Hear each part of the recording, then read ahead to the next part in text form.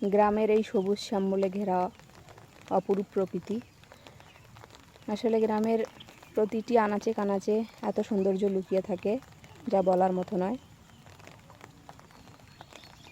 তো আমরা গুড়ি গুড়ি বৃষ্টি পড়তেছিল, তার মধ্যে চলে এসেছি মরিচের ক্ষেতে। দেখেন বন্ধুরা, মরিচের এই ক্ষেতটা কত সুন্দর দেখা যাচ্ছে। এখানে পাশে আরও অনেক ক্ষেত আছে।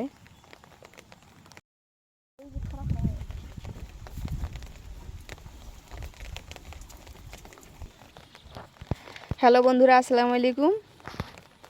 আজকে আমরা এসেছি মরিচ খেতে। গুড়ি গুড়ি বৃষ্টি পড়ছিল, এই বৃষ্টির মধ্যে আমরা মরিচের খেতে এসেছি মরিচ তুলতে।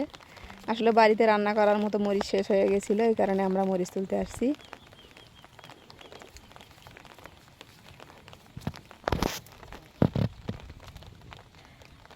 গাছে অনেক সুন্দর সুন্দর কাঁচামরিচ হয়েছে, তো ওখান থেকে খুব সাবধানভাবে মরিচ তোলা হচ্ছে। আসলে প্রতিনিয়ত এখানে বৃষ্টি হচ্ছে, প্রতিদিন সকাল বিকাল বৃষ্টি পড়তেছে। এই সময় যদি আমরা মরিচের গাছটা সাবধানে মরিচ না তুলি, বেশি করে নাড়াচাড়া করি, তাহলে মরিচের গাছ মরে যাবে।